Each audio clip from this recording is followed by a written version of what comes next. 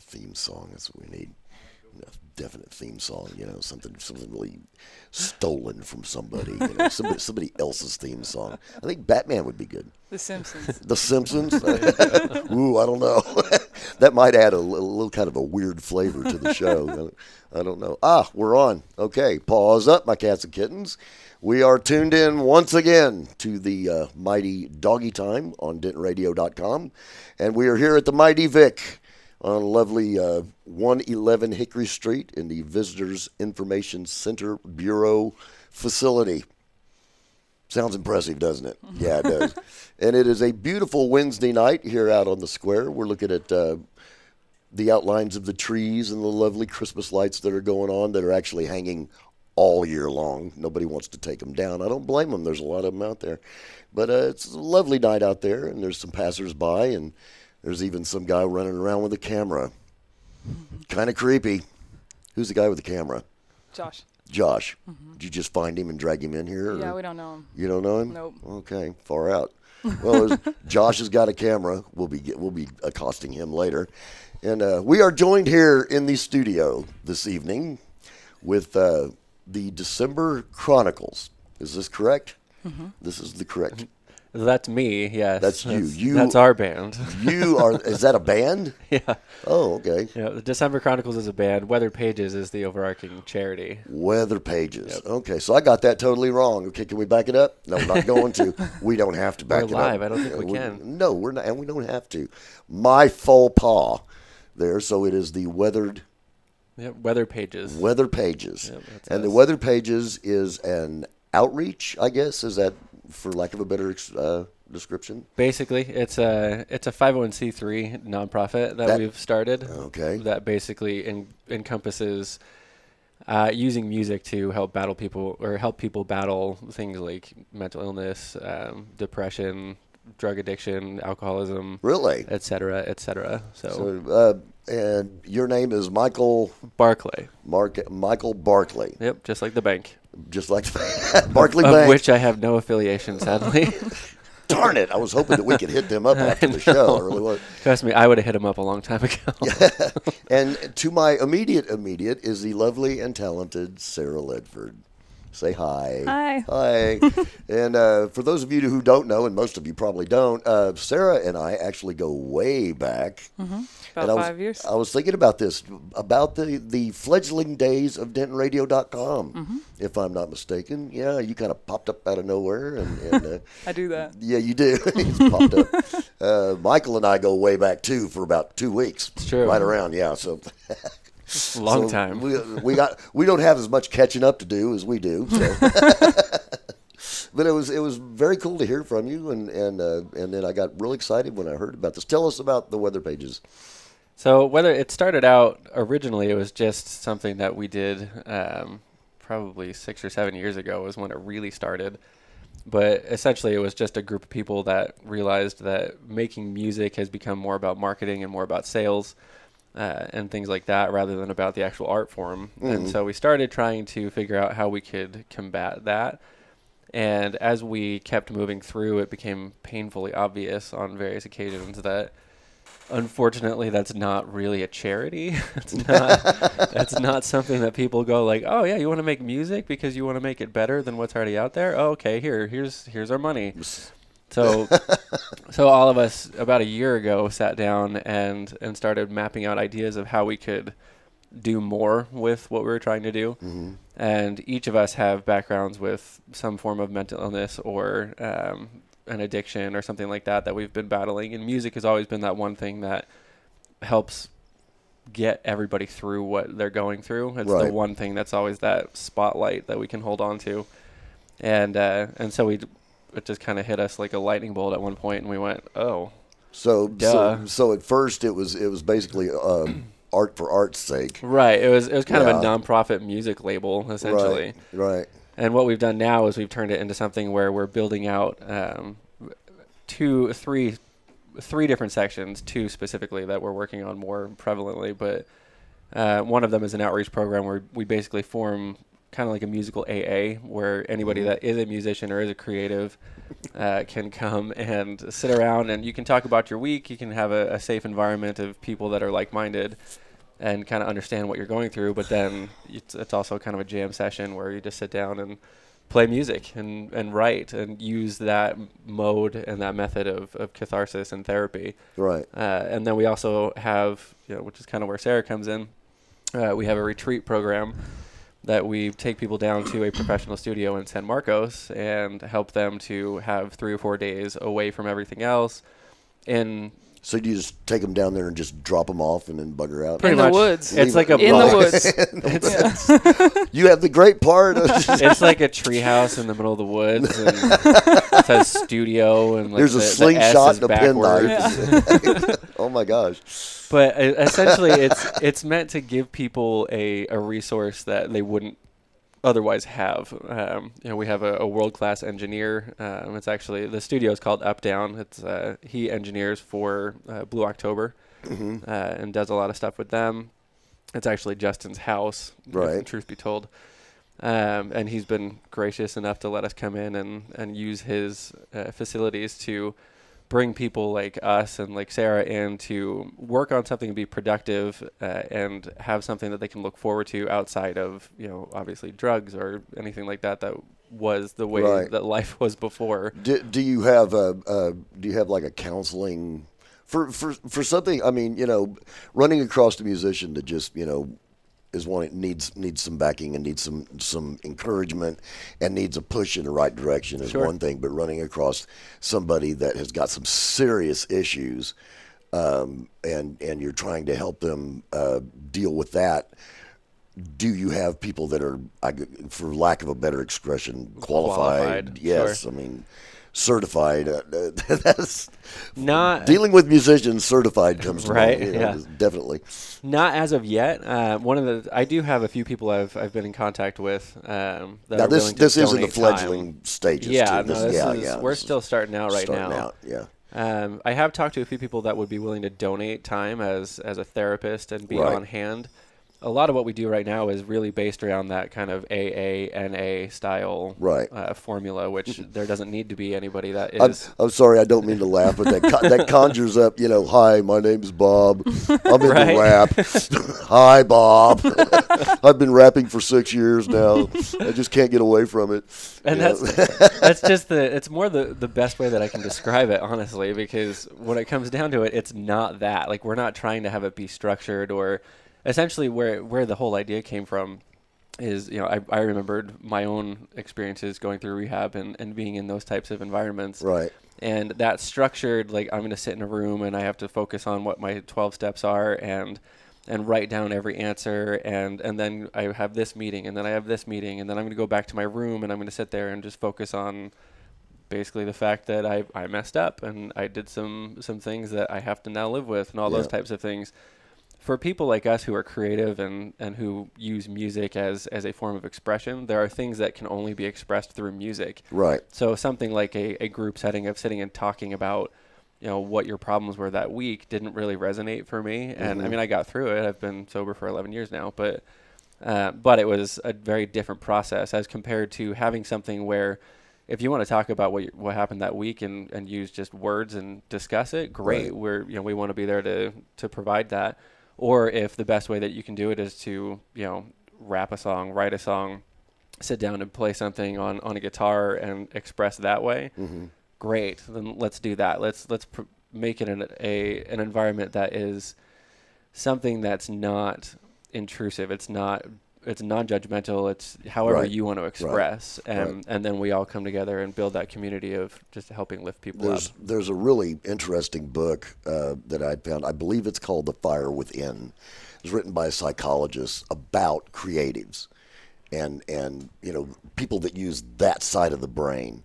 And we're a different bunch. We're a little bit different bunch. And it very susceptible, I think, to especially when you're young and bulletproof and invisible, and you're just indestructible at that point. And it's easy for somebody who is a creative to actually get into things that are dangerous. and I'm not choosing that word lightly. It's, been there, done that. I guess we all three have. So, Yeah. Just a little bit. But seriously, I mean, you find yourself susceptible because, and I don't know if there's any one particular reason. I've often wondered about that. I've lost friends because hey, it was just cool, and that's stupid. It's stupid to kill yourself cool, because it really doesn't work, and it ticks everybody off in the meantime.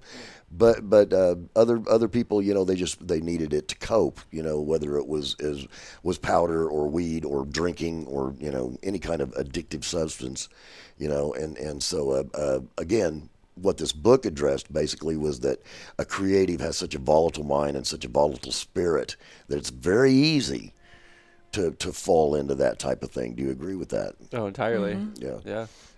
I think it's that for me specifically was part of the problem. Is one of my big ones was meth to start out with, and most of the time, that's really at the time that's what helped me focus on some levels, and it's because my brain. I mean, I work constantly going. Yeah, I just work in such a weird way of. I'm all over the map. Yeah, there's something inherently cool about staying up for 5 or 6 days. Yeah. It's just, I don't have to sleep. I'm Superman. Right? And my house was always clean. So, can we talk about this?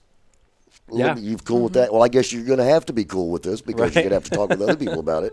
We have not dropped this kind of a subject on Doggie Time for quite a while, and I've been really excited about it because it's real and it's out there, and a lot of our friends go through it silently, some of them noisily, otherwise, and so. But what's your story? We'll start with Michael, and then we'll move on to Ledford.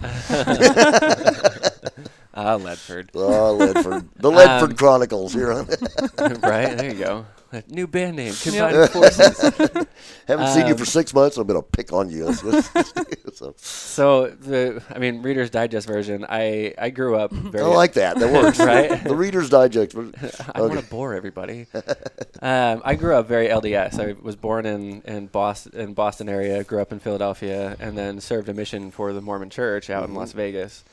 Ended up going back to Vegas after I got off my mission and just kind of went straight off of the religion train. Just and went the other direction. I was done. I got out and I went, oh, wait, I can choose what I want to do? That's interesting. But unfortunately for me, as I've learned through copious years of therapy and all sorts of things, part of what that did for me is because I was so one way for 21 years of my life and told that if I did this, this, and this, I was going to go to hell and all that kind of stuff. Right. That I got off that and I went, well, we're going to go the totally other extreme. Because you really hadn't had that any kind of experience like that. Not at all. Yeah, it was forbidden. It was not anything that I was ever supposed to even touch. Yeah. So I mean, it started out just with drinking and things like that, and eventually progressed into more hard substances down the line.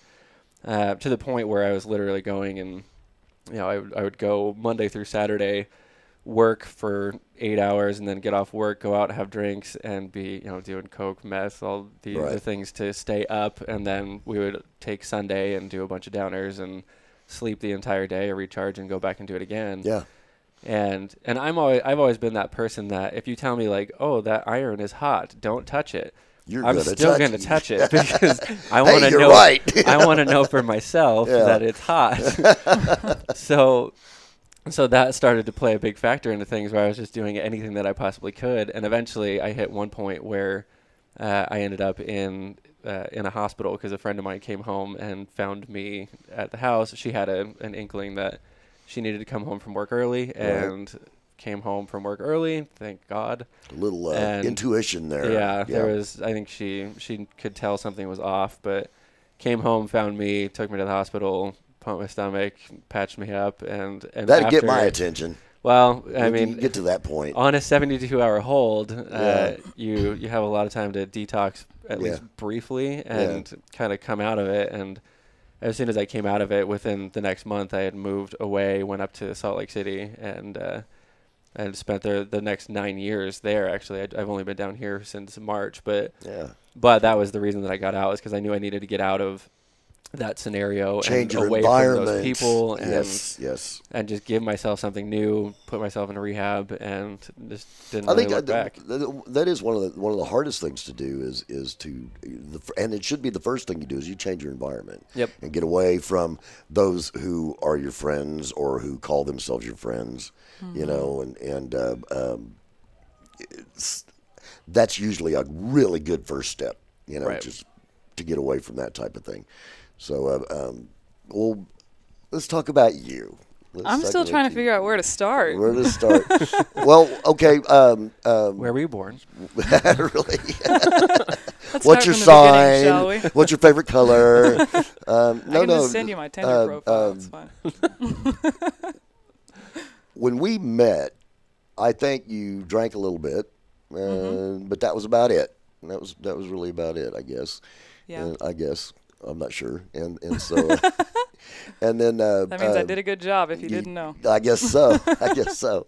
So did you run across something that just really latched onto you, and you don't have to go into incredible detail, but you know what I'm saying is Okay. So let me just give this short backstory. When I was 15 is actually when I started using hard drugs. oh really? And then when I was 18, my parents moved from South Texas to here, and I took it as an opportunity to get clean by myself. Right. Like I just moved and got away from all the people and then started over. Well, then I moved out on my own, Right. and I started drinking. And then as time went on, I just met the wrong people again and got back into it. It was Right. easy and it was familiar, and It's very easy, isn't it? yeah. Very easy. Yeah. And I actually, at the time, I thought it made me more creative. And it made my music suck, really. Looking back on it, if you listen to my those gosh, recordings. I know. Oh, my God. Yeah, we did great. Yeah. Oh, my gosh. No. But I thought it made me better. And I used it as a way not to feel. So, Yes. That's kind of a wall. Yeah. Even a defense mechanism. And some of them really work good as a defense mechanism. yeah, it was great for a while. Yeah. For about 15 minutes. And Yeah. Then, but, how did you quit? Okay. It wasn't necessarily by choice at first. So Never is. I had that band when I met you, and then we disbanded. No pun intended. That's so lame. And at the time, I was with a long-term boyfriend, and we broke up. And I had already started selling drugs to make ends meet. Right. And when we broke up, then I met somebody else that was selling, and we linked up. Right. And started dating, so it was like all kinds of disaster. You just walked right into a whole world there. And he was a felon. Like, he had just been recently paroled from prison, and I didn't really understand what that meant at the time. So anyway, I do now. I like the way you qualified that at the time. Yeah. Which implies that we're a little bit wiser now, aren't we? Yeah. Yes, okay. Something like that. The very first time. Okay. Sorry, let me focus. I got arrested Okay. 5 times. That'll get your attention. In 6 months. Right. So the first 4, I didn't learn. All right. And I got bailed out after a few days, and I went back out and used and started living that life again. Yeah. And Just bat right back into didn't it. last more than 30 days every time. Good so Lord. The very last time I went to jail, they said you can't bond out. You're either going to go to prison or you're going to go to rehab. Yeah. And I sat for, after 30 days, I was like, all right, I'm good. You can let me out. I don't want to get high anymore. But that didn't work. Right. So They didn't believe you, did Yeah. they? I wonder why. Apparently- Probably those first 4 times. It was like, okay, yeah, she's pulling her leg. yeah. So So I got sober in jail. I spent 7 months in 3 different counties. that'll do it. You And can't even then- smoke in jail now. Nope. That'd kill me. Right. Seriously. There's a PlayStation in Denton County, though. For real. All right. They let you have that. So then after 7 months of going through 3 different counties, I went to a judicial treatment facility. and they tried to implement ways to change your thinking, and it's called like cognitive behavioral therapy. I think that CBI frightens the snot out of me. Yeah, it's terrible. Yeah. It's reprogramming basically. Yep. Mm-hmm. Yep. So I spent 6 months there, and I've been out for 10 and a half. Mm-hmm. I got out on Valentine's Day. Yay. Best Valentine's Day of my life. All right. And ever since then, I've been just trying to play music. Right. I mean, that's Finding been it my rehab, my real rehab. It is a very good therapy. Unfortunately, my story went hand in hand, and it started young, indestructible, bulletproof, and was very, very busy playing literally all the time, and it escalated. The addiction came from just almost out of necessity, staying awake for long periods of time. And then it just became fun, and then it just became a crutch. Mm-hmm. And then later it was, much later, it was $2,000 worth of dental surgery, so it is nothing good come from it. And again, I did this in the 70s.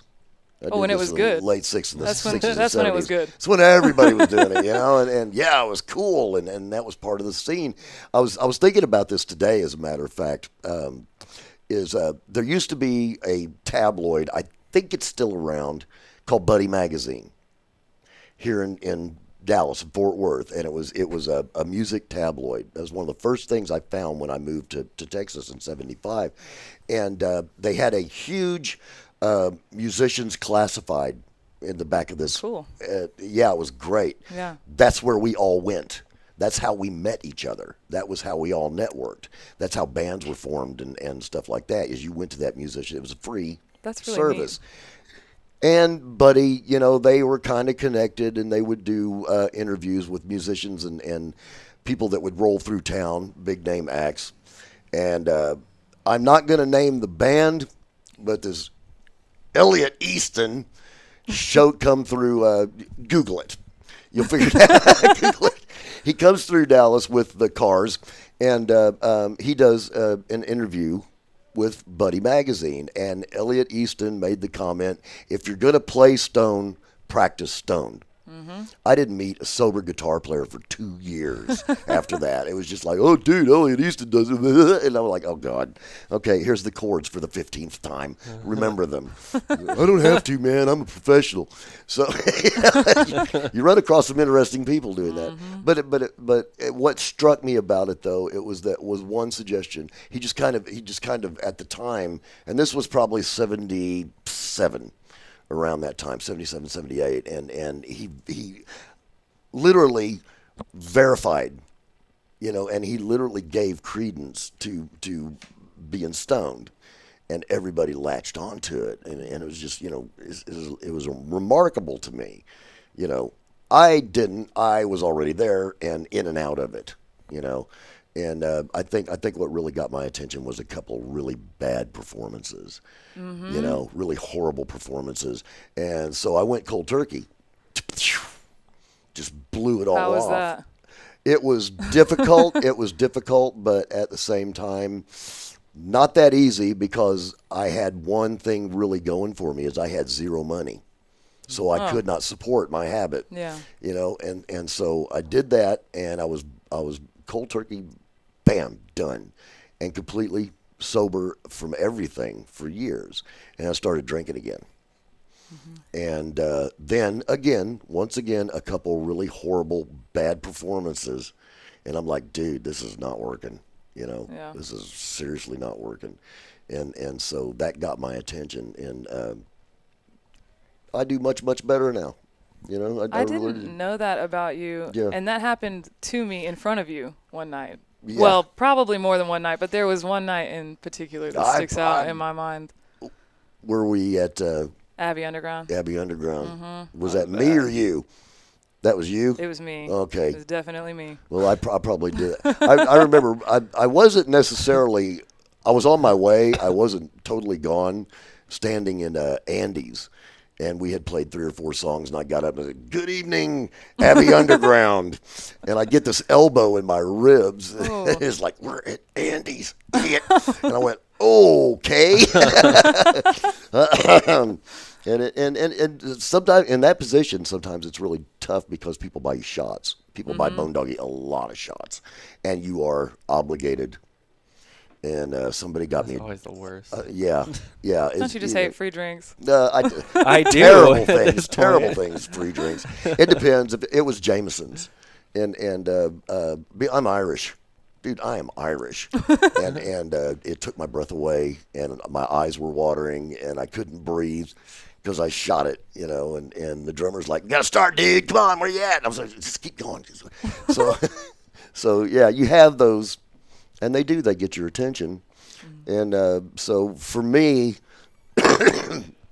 long story short, that was that got my attention, and I had to back off because I was not functioning, and I was not doing what I love to do well. Yep. Me too. So a lot of our friends go through this. You decided to actually do something about it, and to actually create this group. And again, you're in the fledgling process here. Yep. And you've talked to what's the name of the retreat? Up Down Studios? Oh yeah, down at Up Down. Yeah. It's down at Up Down. Down at Up Down. I like that. Yeah, no, the studio is called Up Down Studios, and that's a really random story. Justin is the lead singer for Blue October, and the way we even got connected in with that studio was because there's a whole lot of details that I won't go into on that. But okay. Essentially, Jeff Brzee, he's the one that is the overarching father figure of all of this, if you will. He's invested a ton of his own money into this project. He's been a fan of Blue October forever. Right. And through the course of various events that I won't go into detail on, he we'll tell you dealt with. Yeah, we'll talk about that later. Sounds juicy. I don't know how much Justin or Jeff would appreciate me talking about those types of things, but suffice it to say that Jeff kind of turned into a little bit of a fangirl and was a little stalkery with Justin. That's awesome. And then about a year later, they started crowdfunding their album. I want to say it was the Sway album. And one of the top things that you could do was you could pay like $5,000 or donate that to their album, and you got to go down to Justin's studio and write a song with him and all that kind of stuff. So Jeff, being Jeff, was like, "Hey, why not?" Yeah. So he did that, and thankfully Justin didn't remember him. I still don't know if Justin remembers the other stuff to this day, and none of us bring it up. Okay. But so they went down, and he wrote this song with Justin, and Justin liked it so much that he actually ended up singing on it. Really? And then Jeff started talking about Weathered Pages, and at that point, again, it was still based around just music. And Justin loved it, and so he said, "Yeah, come on down. You feel free to use the studio. We'd love to work on stuff with you." And over time, we've just developed a relationship there where it's a beautiful place. It's in the middle of nowhere. It's literally his guest house. It's separated from the main house, and the whole guest house is turned into a studio with a little bedroom and kitchenette in the front. God, that's what we all dream of. Right? Yeah. So we go. So we go there and we spend 3 or 4 days and just stay at the studio and just immerse ourselves into. It's basically our mecca, is what we've turned it into. Is the future plans is to get a group of people to come and do this, or one at a time, or have you thought about that yet? We have. The retreat stuff is always going to be pretty individually based, because there's to really do anything good with a studio, it's typically we don't want to have a huge group of people down there. Right. Every now and then we'll bring 4 or 5 people down and work on something collaborative. But for the most part, the idea is kind of what we did with Sarah, which is we take their material and we go down and we help give them an opportunity to be in an open space with other musicians who can collaborate and help bring out ideas that haven't come out yet. Because as you know, as a musician, you can only write a song and take it so far, and then when you bring somebody else in, they might be able to take it another way. And then until you have a final version of that. We could talk about that for weeks. Yeah, I know. As all musicians can. Yes. But the key with the retreats is really it's supposed to focus around the individual and making them feel safe and comfortable and give them something productive to do. And, they take away a song or a couple songs, however much we get done while we're down there. And they have something that they can show people as far as like, look, this is what I'm doing. This is how I'm staying sober. This is how I'm staying on a better path for myself. Right. And then anybody that's down there, at the times, all of us, again, have similar stories. So we're just constantly building this network. Cool. And then we come back up here or wherever it is. Eventually, the idea being we have chapters of weather pages all over the country. Right. But then that's where you have those various people of the groups and those types of things. So you say they're all over the country. Was Weather Pages something that was already created, and you? We want it to be all over the country. So it starts with you, though. Yeah, ground zero. It starts here. Zero. That's where we're building it out from, and then eventually, I have some people in Knoxville, Tennessee, that are interested in working with us, up in Salt Lake as well, up in. That's fascinating to me. Ohio. I love the fact that right out of the gate you're actually thinking about expansion and well, we want this to be all like the ultimate goal. If we're talking like big time dreams and everything, I want facilities that are literally like a rehab house that has recording studios and people and engineers and counselors and things like that. So Ronald McDonald House with a drum machine. Well, yeah, exactly. I mean, it sounds funny when you say it that way, but that's really what we want to shoot for. I like it though. It's a great. I wouldn't even say it's a great dream. I would say it's a great goal. Right. Oh yeah. No, it will happen. And you are not only a volunteer, but you're also a client. So. Mm-hmm. How did you meet these guys? How did you find this? What? Rogaine. Yeah, exactly. You lodged. Brent Espy knows what I'm talking about too. So, hi Brent. So, anyway, how did you find these guys? They found me. They found you. I was at work, and he came in, and I think you heard me talking to somebody about music. Found the one under the desk and said, "You're our girl." Hi, have I got a deal for you? Thanks for that. Sorry. No, it's okay. So he heard me talking to someone else about my music, because I've recorded a few things already. Got like 3 songs on SoundCloud. Really? I show people. Wow. And I got to do SoundCloud one of these days. You should. I know. It's pretty great. So I keep hearing. Like 7 people follow me on there. It's pretty awesome. Awesome. That's brilliant. I'm like famous on SoundCloud. So we got to talking about music, and I showed my stuff to him, and then he told me about Weathered Pages. And I don't think I disclosed my substance abuse issues at that point. I hadn't gone into that. Nope. And he told me Didn't have a clue, about did that. you? All right. Thanks. I'm glad I don't look like it. He told me about that, and I was like, I do that, or I did. I was like, me too. I was super excited. So that's how it got started. Yeah. And then we went down to San Marcos, and I brought one of my songs. I'll let you tell the rest of that story. No, you can keep going. I brought one of my songs, and I worked with Eric at Up Down Studios, and it was really cool. Yeah. Because I'd never done that. I work with my dad. My dad's my producer right now. Your dad is a great musician, too. Yeah, I love that guy. I know. I do, too. I do, too. Yeah, so everything I've recorded, I've done with him. Yep. And going down there was like just that extra step. Like it was interesting to work with somebody else because I'm so close to my dad, obviously. Yeah. And I was so used to working with him that it was kind of like out of my element for a little bit, and then I got used to it, and I loved it. It's nice. I remember when I kicked my son out the door, and actually he had to quit because he was going to be a dad. And my son was my bass player for 10 years, and he was grounded for the rest of his life, and he couldn't do anything. No TV, no radio, no nothing. He ticked me off that bad, and he has a story that is totally false, but the way he tells it's really great.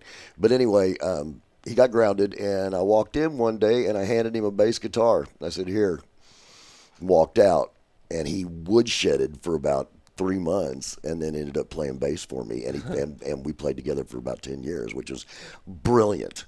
Playing with family, and I will say this till I drop over cold, is playing with family. There is nothing better. That's true. You know, but there is a world out there besides that, you know, and so when I finally shoved, you know, when I let him fly, which is basically kicked him out of the nest, you know, move on, and he did too. And he took half the band with him. Which, yeah, they're fixing to release their first album. He's in Diesel Beast now. So have you seen him? I haven't. I mean, I saw them when Noisy bunch. When I lived. Yeah. Yeah. Before I went off Yeah. to Disney World for a little bit. Oh, they're very good now, and I had the actually the great pleasure. They were my backing band for Halloween. Oh, that's awesome. Yeah, I know. They're perfect. Heavy metal Bone Doggie. It was intense. I loved it. So, but anyway, you hooked up with these guys, and you went down to the studio, and did the thing. Did the thing. How long were you down there? 2 days, 3. Yeah, you were down there for 2. 2. 2 days. Yeah, Felt we were like an down there for eternity. 3. Did it really? I was operating on mostly coffee. I do that all the time. Yeah, well, I wasn't used to it yet. Yeah, really. I am now. Good for It's you. only been 3 weeks. I feel like that's all I do now. I know. When you called me and said, "Have I got time to get a cup of coffee?" I just went, "Oh, I love you. Have one for me too." That's the stuff. Anyway, so very cool. So what is? And there's. I met Brian. We're gonna drop Brian's name because Brian's not here. He's slacking. Brian Thelman. Brian, and so is it? It's not just the 3 of you, though. You sound like you have a kind of a little network starting to grow here. We do. We have a bunch of people. The board is myself, Brian, Jeff Brzee, who's kind of the one that came up with the idea in the first place, and then Eric Holtz, who's the engineer down at Updown. The 4 of us make up that board, and we kind of do everything between the 4 of us as far as small. Putting it out there. Yes. And then we have a network of a few other people. Eric's band, actually, Legendary Skies, is they're a prog rock, no vocals or anything like that type of a band. Instrumental band, really? Really good stuff. Dangerous very, bunch. very, very technically sound music. If you have a chance to listen to it, check it out. I will check that out. And then we have Christina. She's going to kill me for not being able to pronounce her name. Quinones. I think it's Quinones. I think it's Quinones. That's how I've heard it said. Yeah, I'm pretty Google sure it's it. Quinones. Yeah. Sorry, Christina. If you're listening, if you're holler watching at us. or listening, yes, holler at us, and we'll get the message there. We'll get it right. Well, we'll give it a stab. Bone Bone Doggie's rule number 1: never admit right. to anything. Yeah. And then we've got another kid named Xavier. He works down in Austin area, and so we have some people that we have resources. Christina actually works with the Dallas Academy of Music over in Uptown. Right. So we're actually working on hopefully connecting up with them on a few things and involving their stuff. So this doesn't all culminate in going down to the studio, right? Do you have a place here in Dallas where you get together? Do you have meetings? Just our houses right now. Right. We're looking for facilities and places to start having more collaborative sessions. And how do you you keep in touch with those that need your help and all that? Just through email or text. Like right now, anybody that I've met has all been through my own personal associations with them. Right. And just meeting them, and I have no issues. You're starting your network. Giving out a number. So yeah. So yeah, I've started trying to contact various rehab centers and places like that. I actually talked to a detective over in Plano that gave me some information for their programs. It's an awesome place to go. That would be somebody who would know. As a cop. Yeah. Yeah, exactly. Yeah. I got to hook up on probation too, so. Right, yeah. I bet you got a lot of old friends over there. Maybe even a judge or two, right? Yeah. So, but I mean, the more people we've talked to about this, the more it's become very apparent that it's something that people are interested in.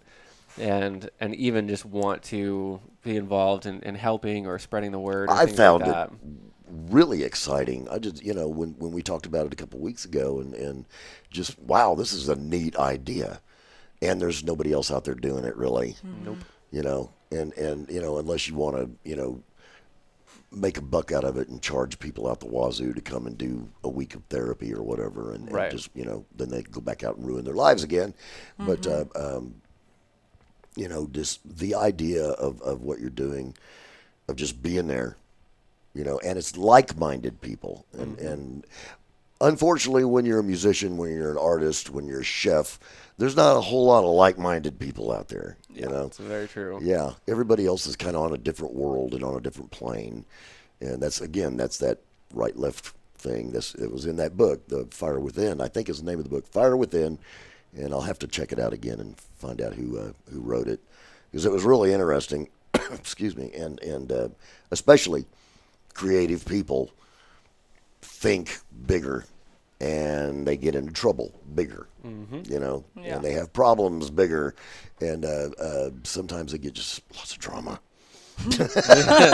Lots of drama, bigger drama. But so this is very, very cool. I'm really excited. What is the name of the place again? Weathered Pages. Weatherpages.com. Yep. So we have a .com address. It's weatherpages.com. Yep.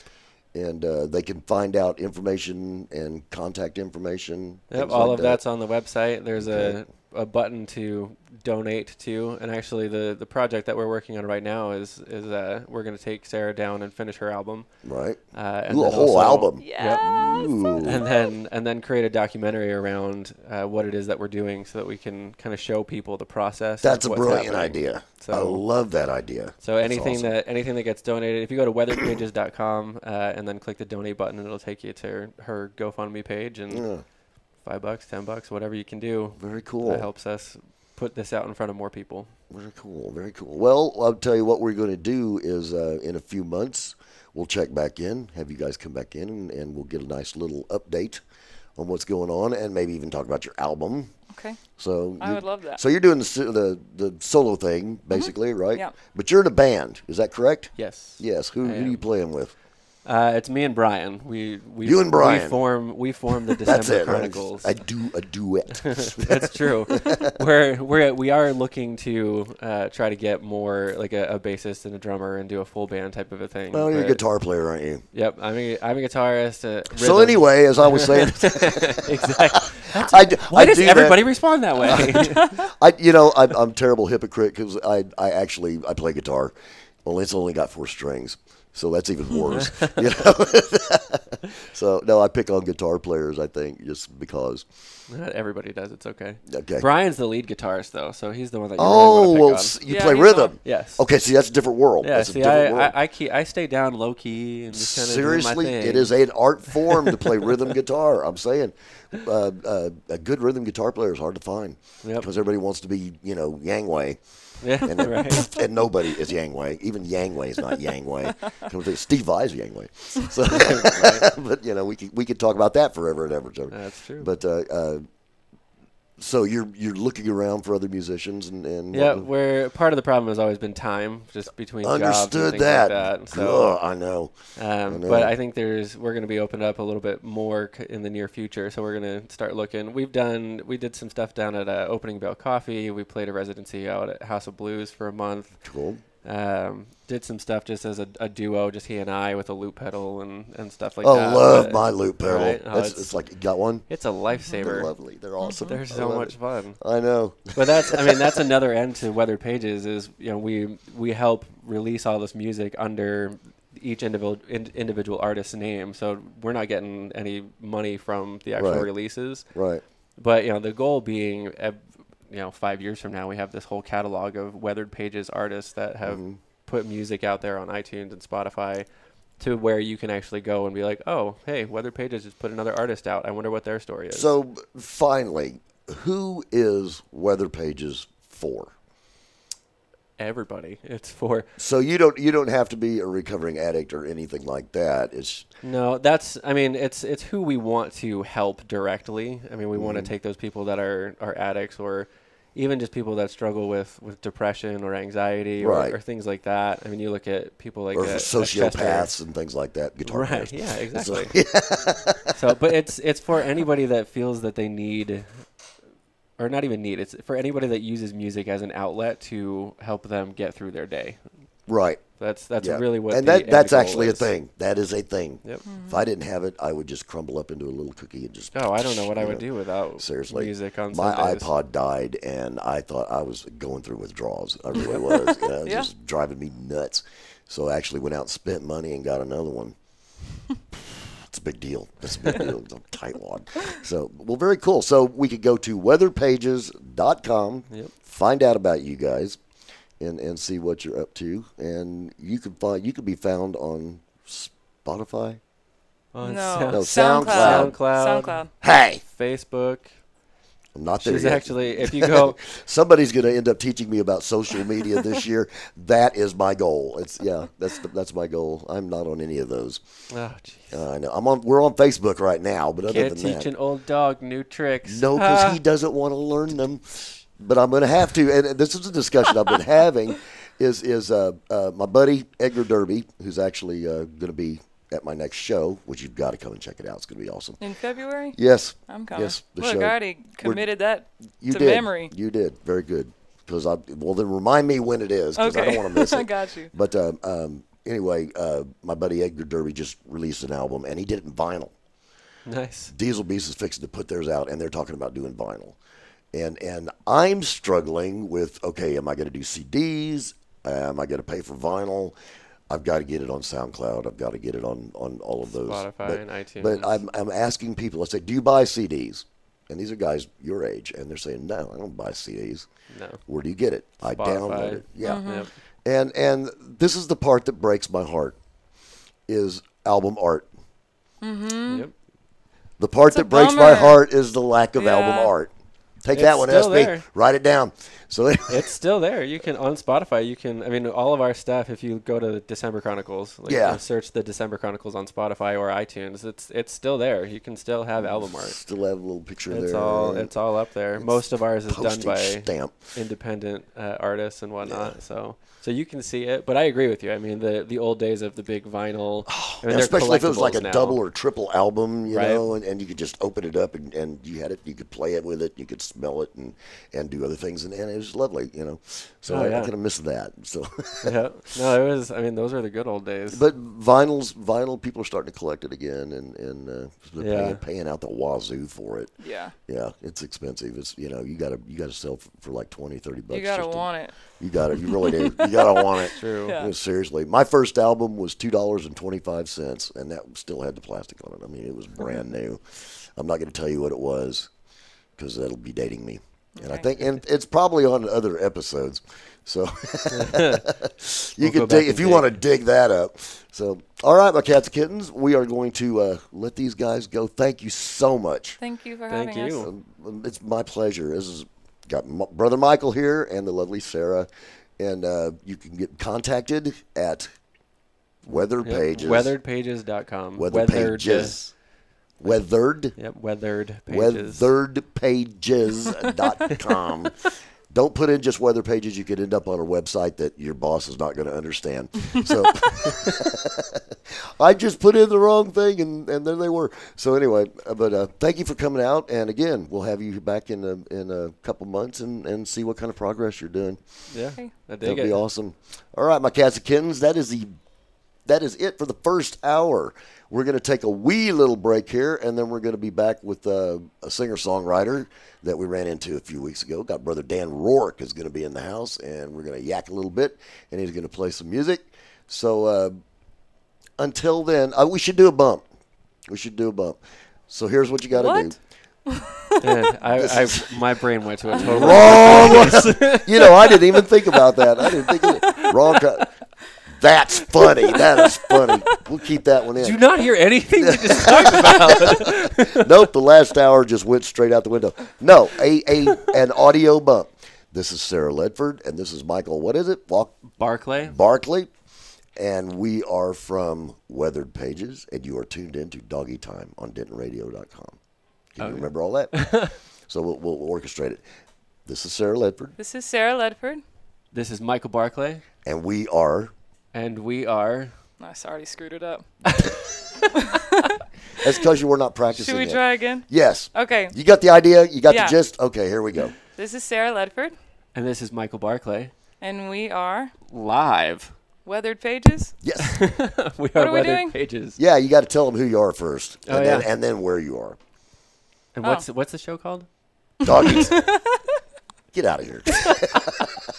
It's called Doggie Time I'm kidding. on dentonradio.com. Doggie Time on dentonradio.com. All right. All right, Go see ahead. if you can do it. This is Sarah Ledford, And this is Michael Barclay. and we are Yep, Weathered we're Pages. Weathered Pages. There you go. And we're live on Denton Radio, Doggie Time. Close. That's We're close live. enough. Doggie Time on Denton Radio.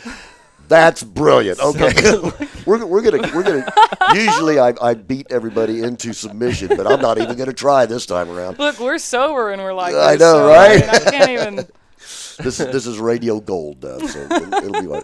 All right, so this was the first hour of Doggie Time. We'd like to thank producer extraordinaire Jake Laughlin for pushing some buttons, and we're gonna play a few videos. Is that correct? While we take a break and bring in brother Dan Roark. So don't leave the neighborhood. We will be right back. Push the button, Max.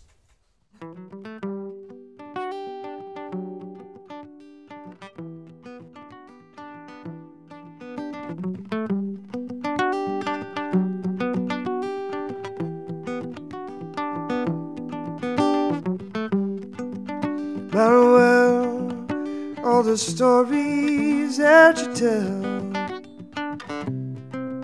How I love to hear you say it. How you left your home and all you've known, and that girl that got away.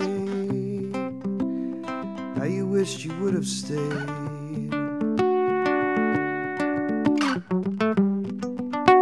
Manuel, the many miles, many trials you have faced, but still you came on. Across the desert, in the sand, wanting water in your hand. You had wanted to die.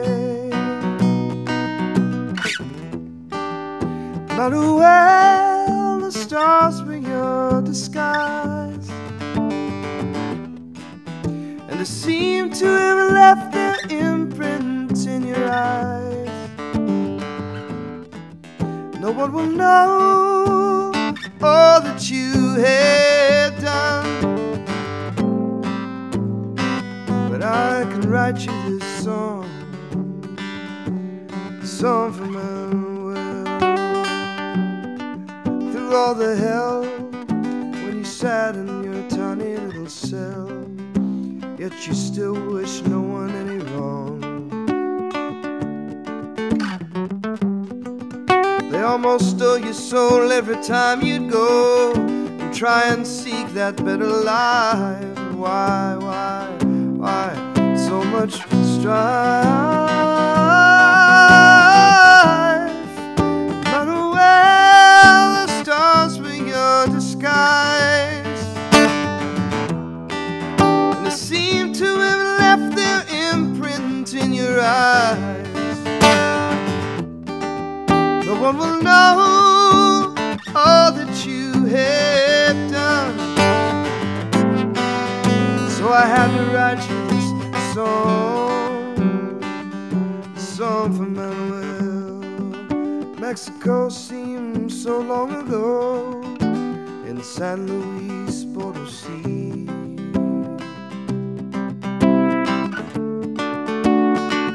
You ask me how come I've had to come so far just not to be free. Says why can't they see? Oh, Manuel, the stars were your disguise. They seem to have left their imprint in your eyes. No one will know all that you have done, so I sat down and wrote you this song.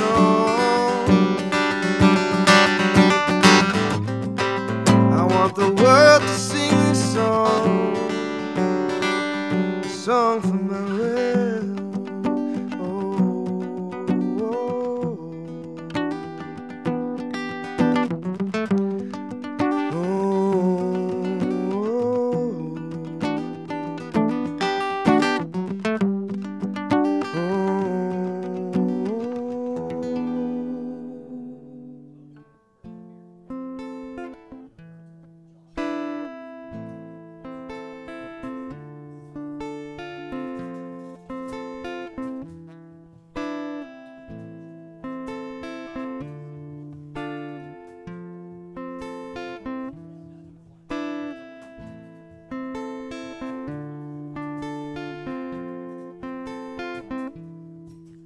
Shorty, get down, good Lord.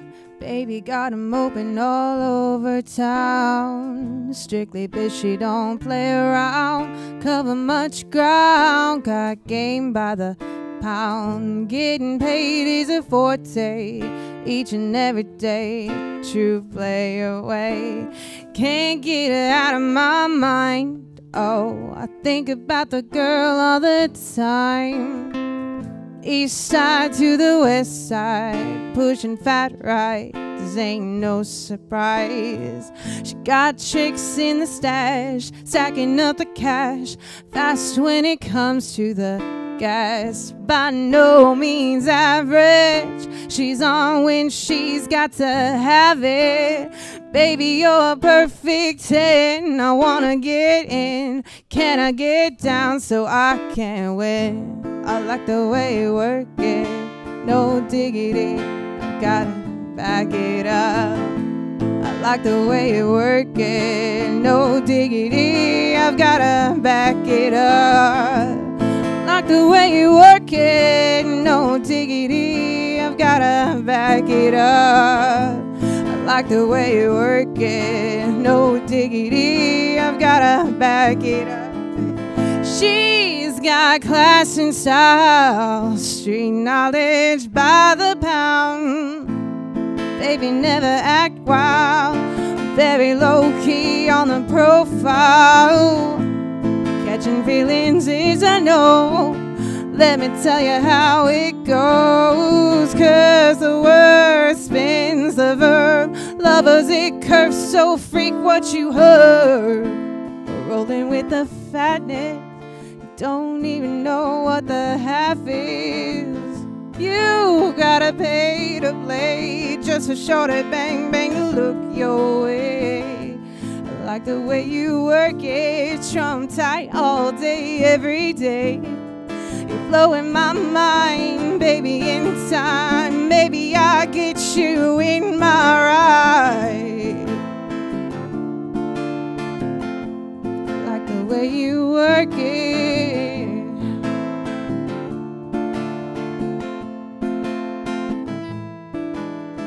Hey yo, hey yo, hey yo, hey yo. That girl looks good. Hey yo, hey yo, hey yo, hey yo. Play on, players. Hey yo, hey yo, hey yo, hey yo. Hey yo, hey yo, hey yo, hey yo. I like the way you work it, no diggity, I've gotta back it up. I like the way you work it, no diggity, I've gotta back it up. Like the way you work it, no diggity, I've gotta back it up. Like the way you work it, no diggity, I've gotta back it up.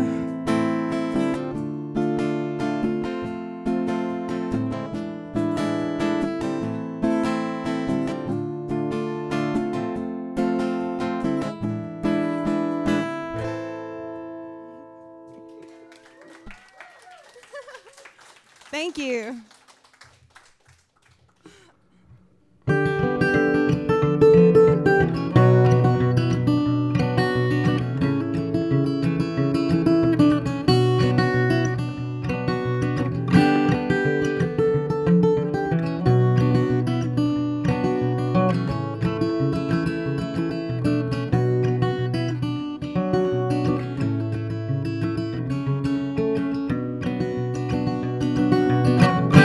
Headed out as soon as I came of age. Only came back for some holidays. One by one my family turned the page. Now they're all dead and in the ground. I've no reason to come around.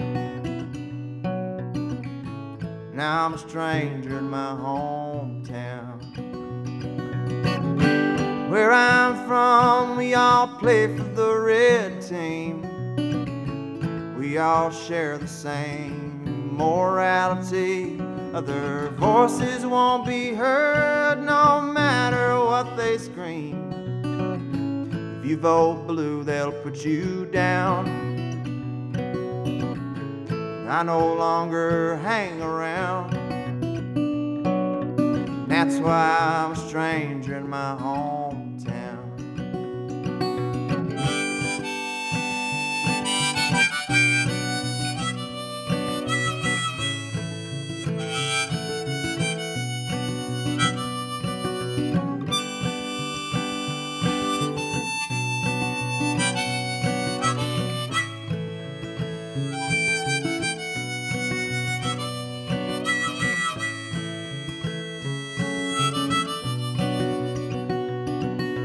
Message in the church pews, it's always been the same.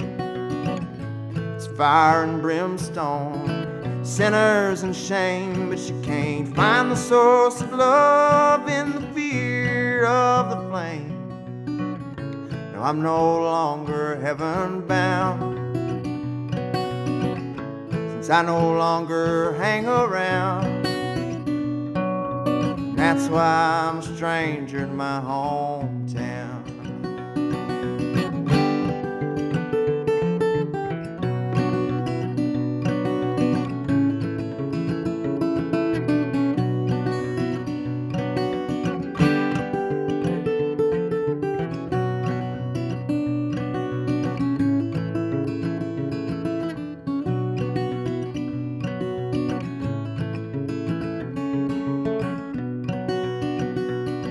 I found a new place to return from where I roam. I can be myself and not have to be alone. Wherever you are raised doesn't have to be your home. Home is where you settle down, where you love to hang around. And now I'm proud to be a stranger to my hometown.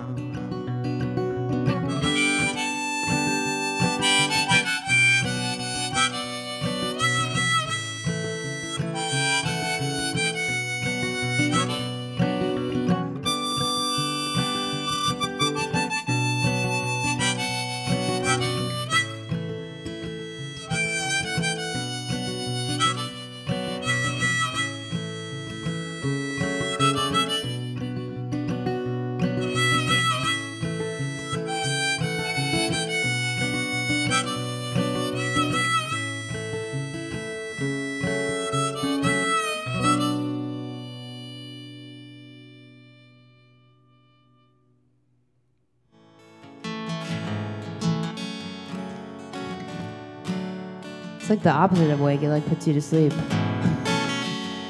This is like a every person needs a breakup song.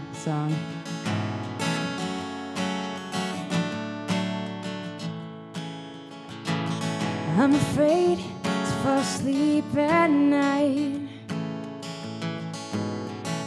knowing I'm all alone.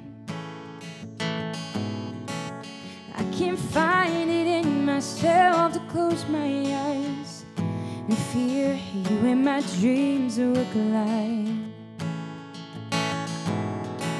So I lay awake for hours at a time, trying to forget you from my mind. But it takes some time to get through this life when everything you had is gone.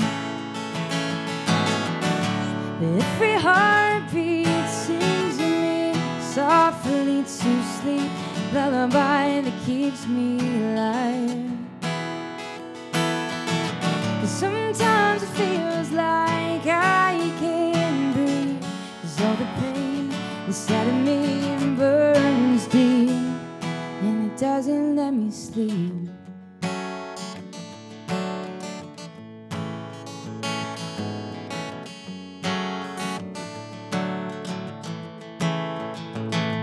These months have left me so weak, hoping one day I can breathe. 'cause I've been trying to catch my breath, but one look at you and my heart resets. Can't you see what you're doing to me? You've got me under your spell, but I'm so tired of waiting for what's already gone. Let me bring it in. There he goes. But every heart. Fade out. Wow, that was an abrupt fade out there, too. There you go. We faded out Ellie Meyer. I will never hear the end of that. I swear to God, she's going to get me for that one. And before that, you got to hear, that was Ellie Meyer. And before that, you got to see a little bit of Matt Grigsby. And just as a shameless plug, my cats and kittens, by the way, we're back on Doggie Time on DentonRadio.com. I've started this just totally wrong, didn't I? Yeah. It's supposed to have a flow to it. Through it. I blew off flow about 4 o'clock this afternoon, really. So anyway, this is Doggie Time, my cats and kittens. We're back for the second hour. We are still at the Mighty Vic, the Visitors Information Center Bureau facility at 111 Hickory Street in beautiful downtown Denton. There you go. There you go. See, that worked. That was good. And, yes, you got to see a little bit of Ellie Meyer, and you got to see a little bit of Matt Grigsby. Both, by the way, my cats and kittens, February 2nd, which is next year. I know, right? Which is what? A week and a half away? Good Lord. Tempest fugit, time flies. And so, anyway, we're doing a little show. It's going to be a singer-songwriter, storyteller type gig. And Matt Grigsby is going to be with us, as well as Ellie Meyer. We're also going to have the lovely and talented Brian King. And the slightly frightening Edgar Derby is also going to be there, along with yours truly, Bone Doggie. And it's going to be a night of just singer-songwriters and a few bands and just storytelling and doing the thing. Fun time. Fun time. I know, right? And it might even be a paying gig. I don't know. I don't know. But it's a bar, so they got whiskey. I'm good. Excuse me. And we are sitting in the studio with Brother Dan Roark. Brother Dan Roark. Good evening. How are you? I'm doing good. That's good. Yeah. All right. Thank you for tuning in. We will see you next week. Can't do that. We're going to have a little yak. I guess we met a couple weeks ago. You just kind of showed up out of the blue. And I have absolutely no idea. We didn't get to sit and talk, so I know nothing about you. Who is this Dan Roark, and why is he sitting here in my chair? Well, I tell you what. Part of me just wants to say I don't have a freaking clue. You don't have a clue. but that's a good start. That's a real good start. Whence comest thou? Where do you hail from? I was born in.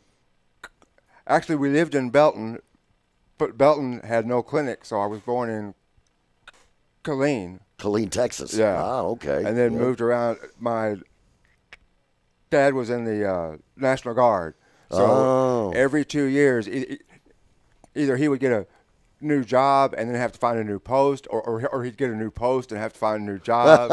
Oh my God, being an Army brat, then. Yeah. Wow. So you moved around quite a bit, and then we lived in Wichita Falls for 4 years. That was the most I'd ever lived any place. Right. Then we moved here when I was in, or moved to Dallas when I was in.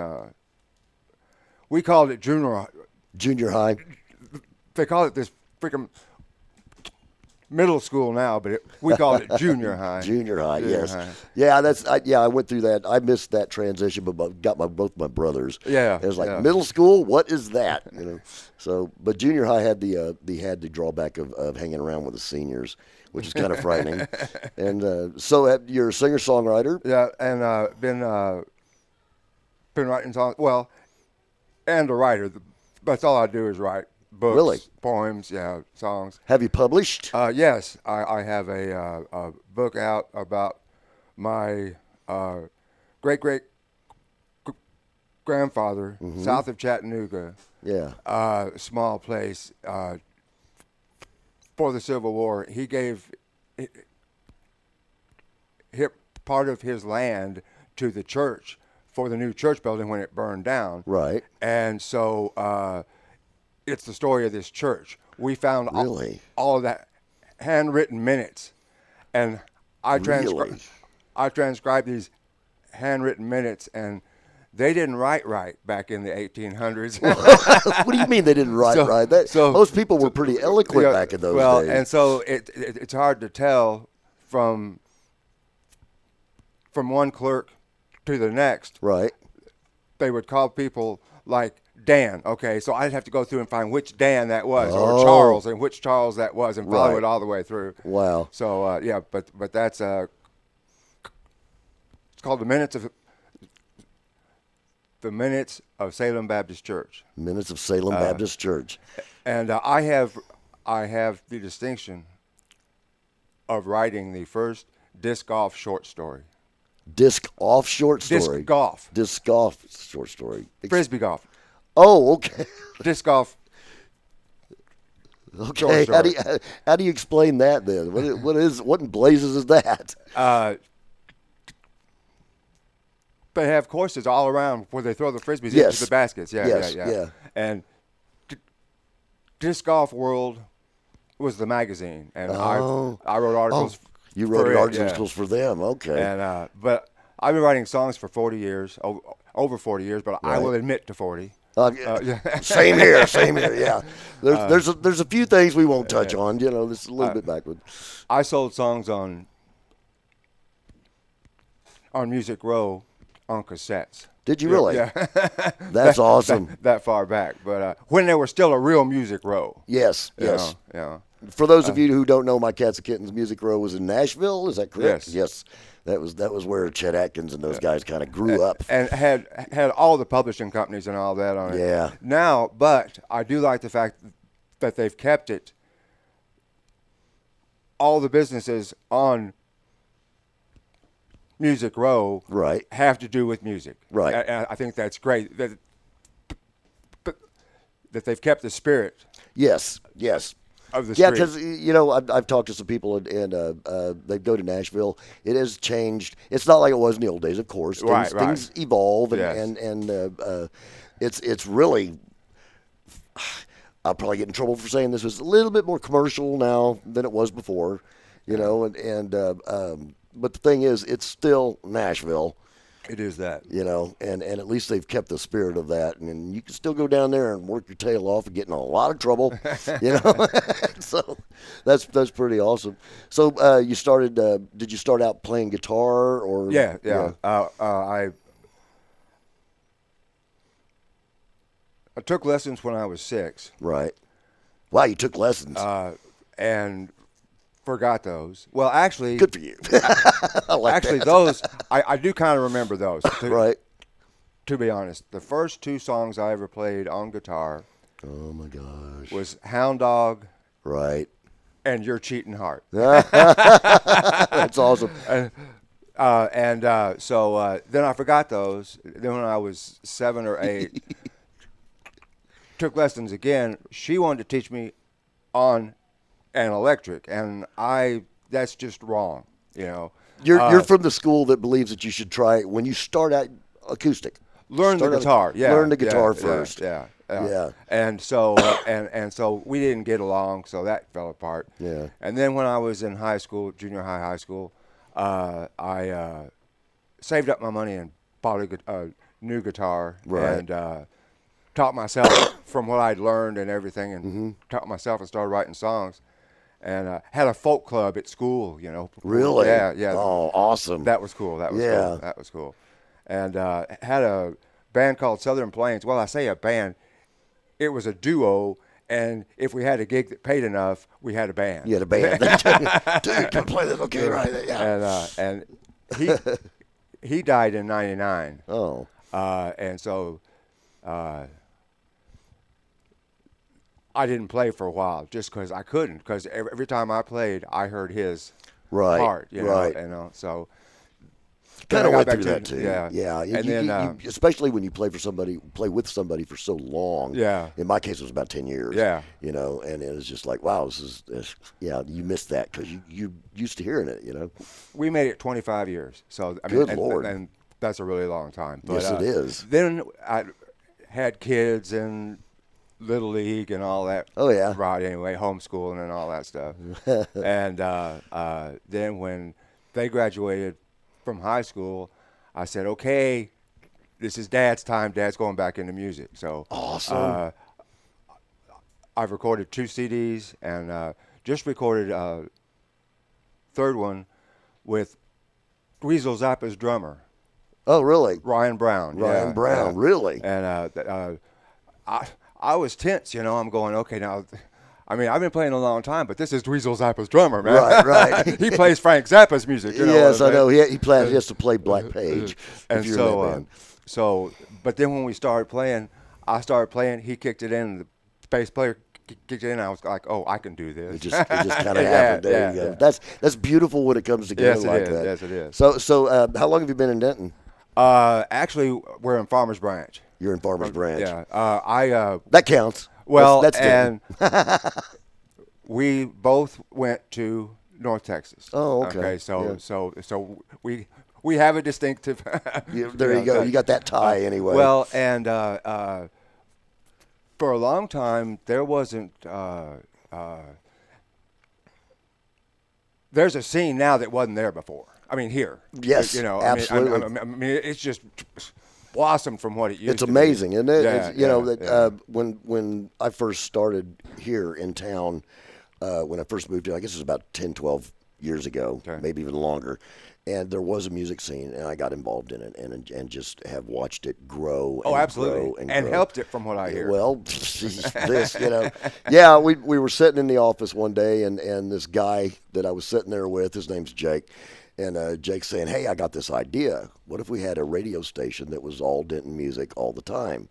And Jake told me that you know, people were like, nah, you can't do that. And I was the only one that looked at him and said, why not? Yeah. You know, and this is the beauty of it is that Jake checked into getting a tower and actually being FM or AM. Oh, right. You know, and that had a budget. Yes, it did. And we didn't. You know, I think the time when we actually had the conversation, there's probably $7 in our collective pockets.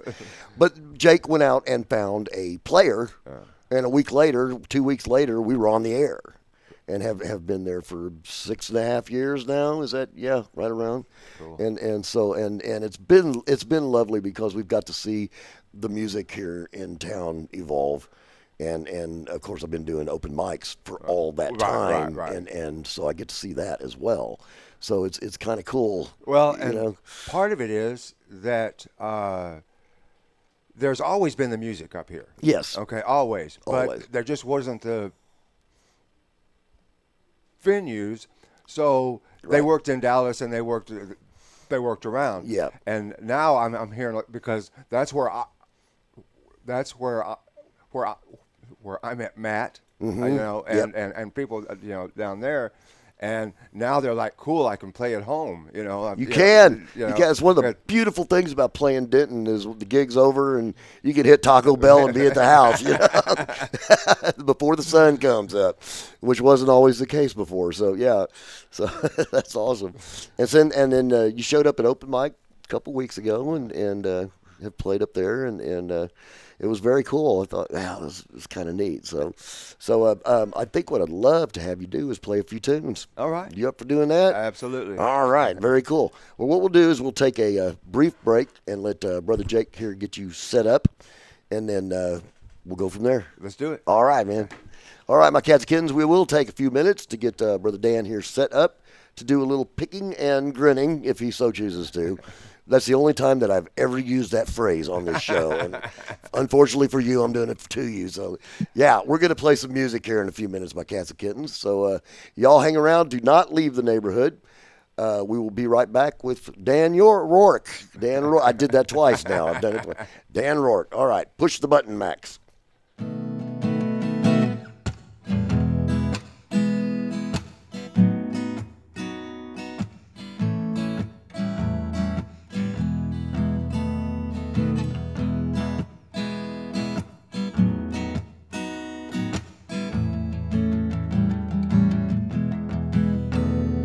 Honey, reach for me in the middle of the night when we are all alone.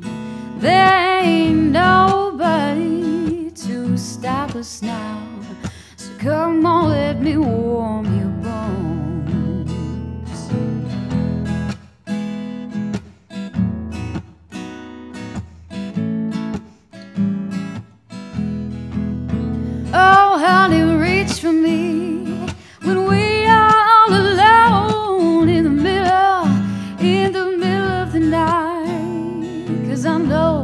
that we both been hurt for so long, but we can make it right.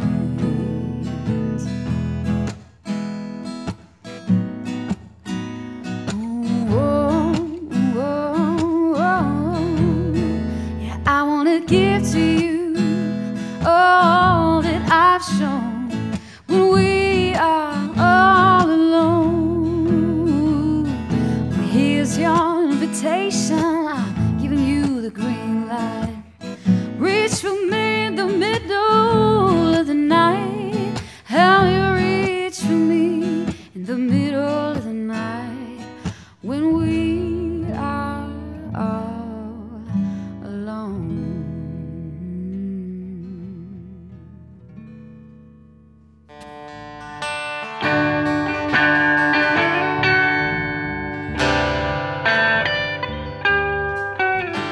I like long intros, so have at it.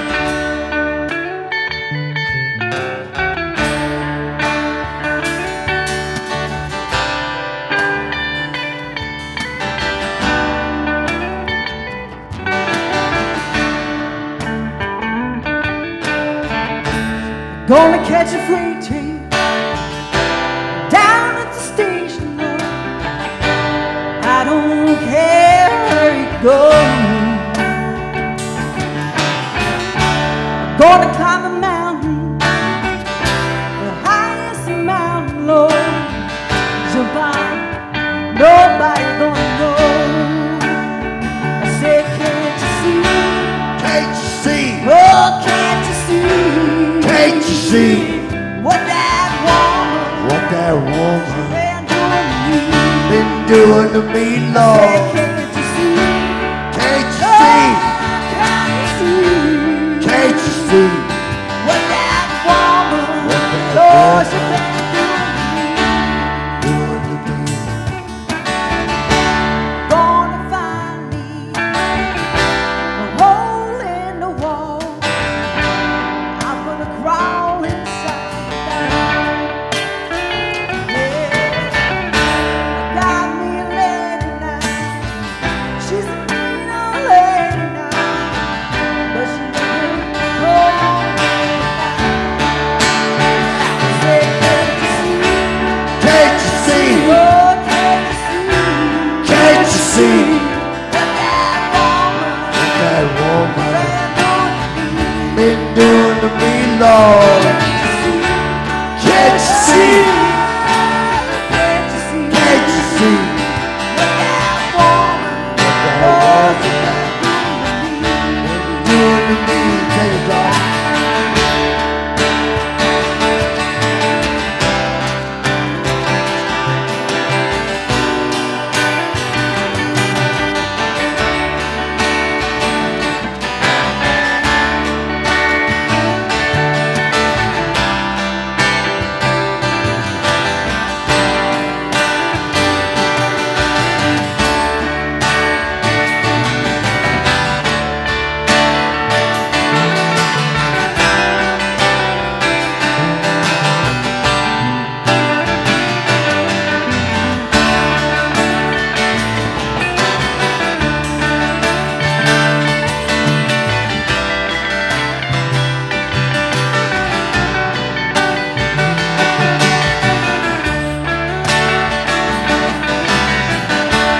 Gonna buy a ticket, far as I can.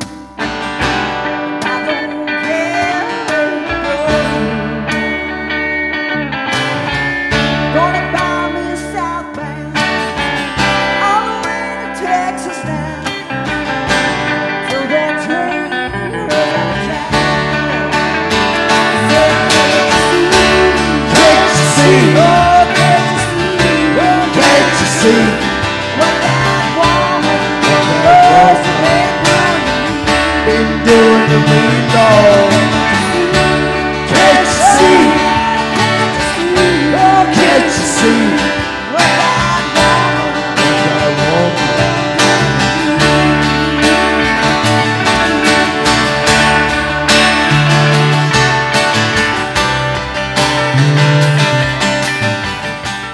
You can't possibly fade out of that one fast enough. I love it. All right, my cats and kittens, we are back, and we're going to have a little music here. So without further ado, we're going to turn this whole studio over to Brother Dan Roark. So do the thing. All right. This is the title song of my upcoming CD, Hello Out There. It's about those on the autism spectrum.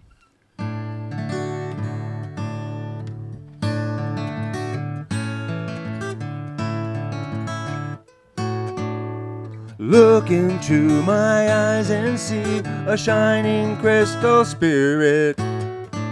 I'm frustrated, then elated, but I don't know what that means. Sometimes it seems just like my mind is busting at the seams.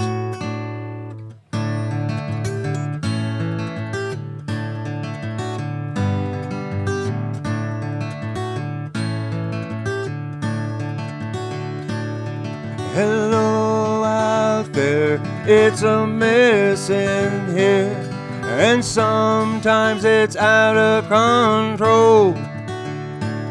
But I'm reaching out, if you could hear me shout that I really have a beautiful soul.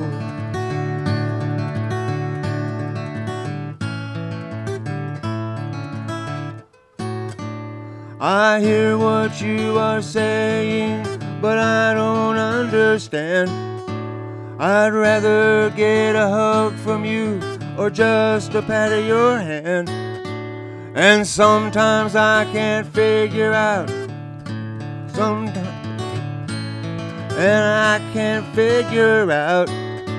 what emotion I am thinking.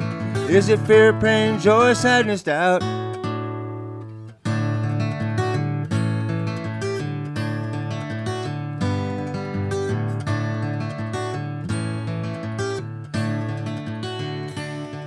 Hello out there, it's a mess in here, and sometimes it's out of control. But I'm reaching out, if you could hear me shout that I really have a beautiful soul.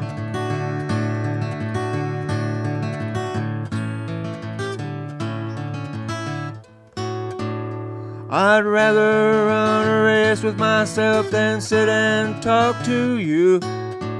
It helps me to focus on what calms me down, though I can't explain it in truth.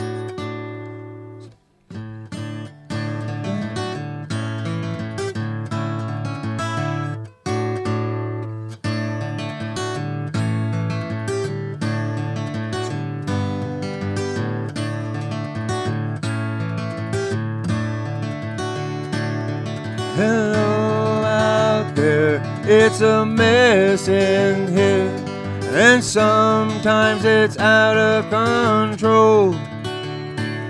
But I'm reaching out, if you could hear me shout that I really have a beautiful soul. Yes, I'm reaching out, if you could hear me shout that I really have a beautiful soul.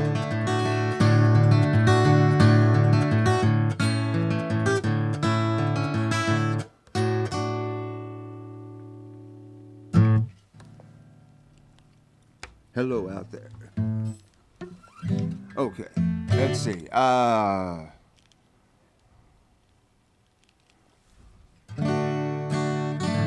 There were 3 deaths that profoundly affected me. This song is about those.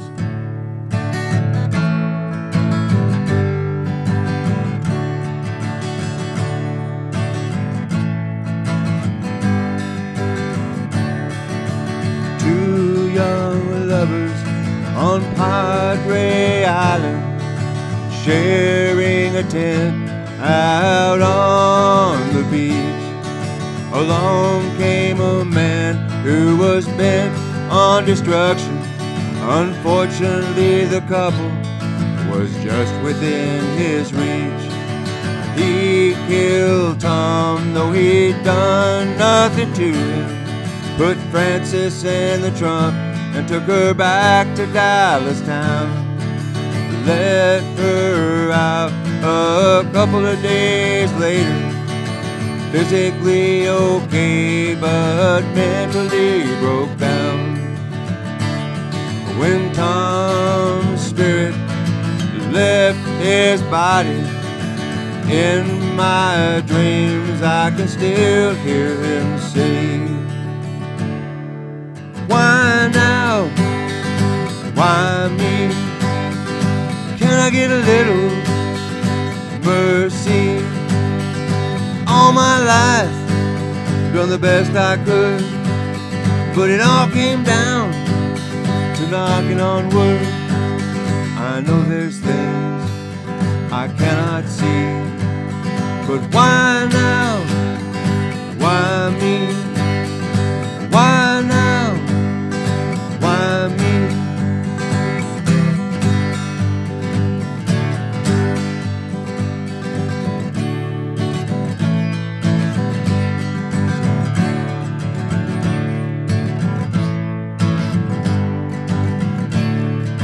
Dennis was a young man who ran a restaurant. Arrived in the morning to start the day. Employee came in and asked if he could hang out. Trying to be his mentor, Dennis said okay. Dennis sat in the office counting the money. Employee walked in and shot him in the head. He said later that he really liked Dennis, but his drug-addled mind turned violent instead. When Dennis's spirit left his body, in my dreams I can still hear him say, why now? Why me? Can I get a little mercy? All my life, done the best I could, but it all came down to knocking on wood. I know there's things I cannot see, but why now? Why me? Why now? Why me?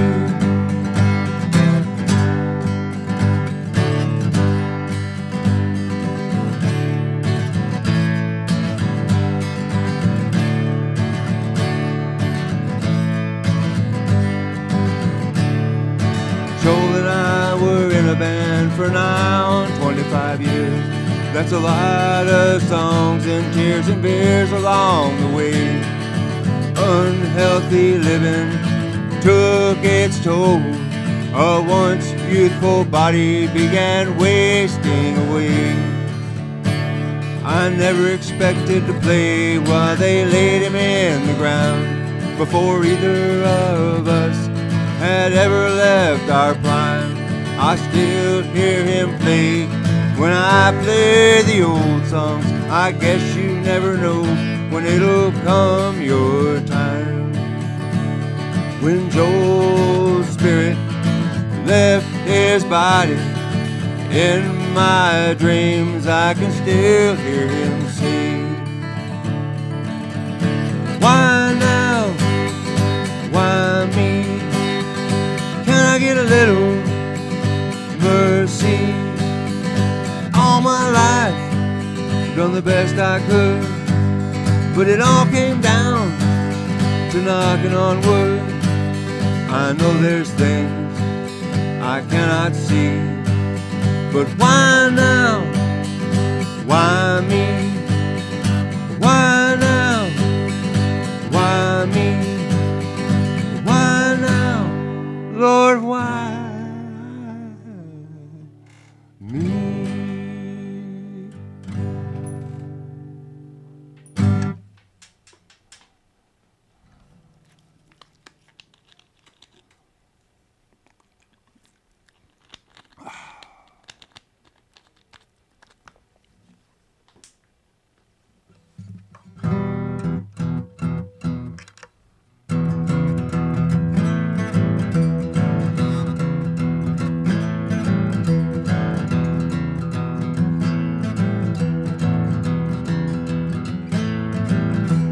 Walking to Emmaus, wondering what it was all about. What we thought Jesus meant hadn't quite worked out. Now he's gone, what are we supposed to do? Is someone gonna come and fill his shoes? Then a man suddenly appeared, and that's when things began to get weird. And now we're walking to Jerusalem, walking to Jerusalem, walking to Jerusalem, and it's because we gotta tell the people what Jesus told us. We gotta tell the people what Jesus told us.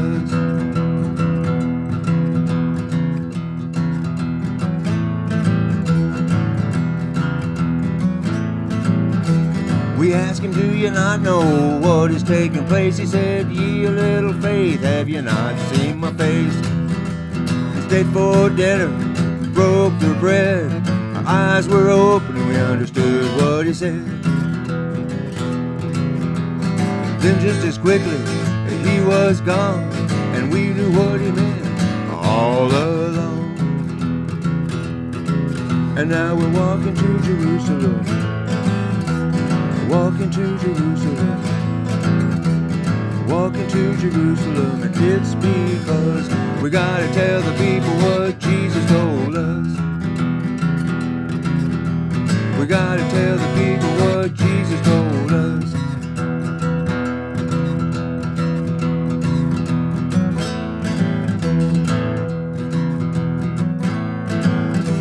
The biggest thing we learned that day is that God's love won't go away. And the second thing we learned that day is Jesus follows you all the way.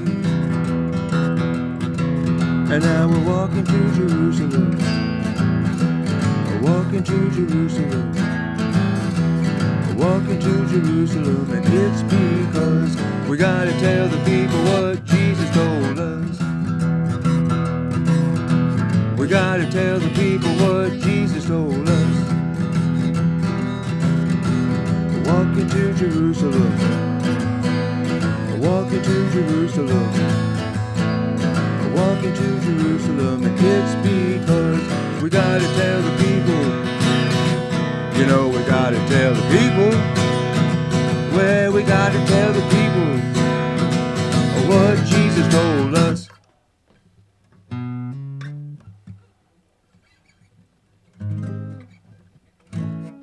One more? Okay. Man says one more.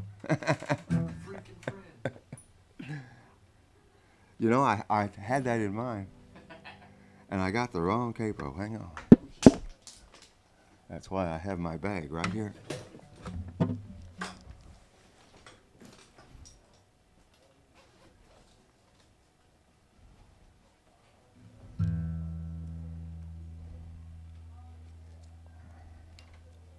That is the one I intended to get at.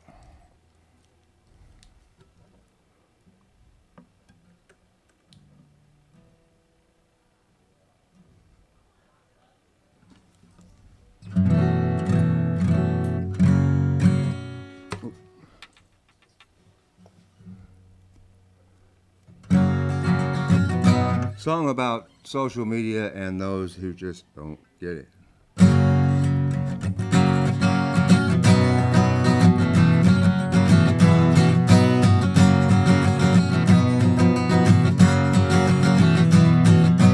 I was lonely before the internet, didn't have a lot of friends. Spent a lot of time just reading, doing push-ups and deep knee bends. Then I had an email address, few people would reply. All you people on social media, won't you hear my mournful cry? I just want to get social, I want to see my clout score rise. I want you to see my picture so you can look me in the eye. So friend me, follow me, like me, share me, tweet me, view me, pin me, poke me, Google me, message me, chat with me. I want to be your freaking friend.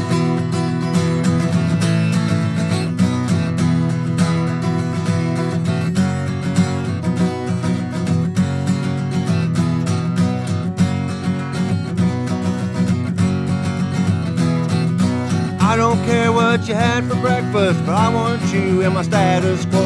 I want you to like my post. I want you to share my pictures. I want you to like my life. I need you to convince me I'm normal. I'm not going absolutely insane. I just want to get social.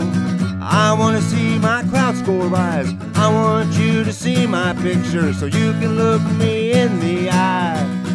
So friend me, follow me, like me, share me, tweet me, view me, pin me, poke me, Google me, message me, chat with me. I want to be your freaking friend.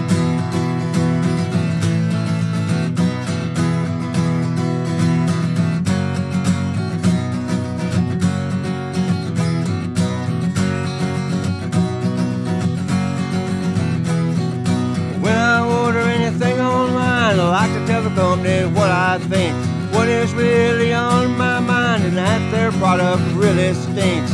I need you to know when I'm playing, so you can come and see me live. I need your object approval, so I can think I have a life. I just want to get social. I want to see my clout score rise. I want you to see my picture, so you can look me in the eye. So friend me, follow me, like me, share me, tweet me, view me, pin me, poke me, Google me, message me, chat with me. I want to be your freaking friend. I want to be your freaking friend. So email me, poke me, I don't care, cause I want to be your freaking friend.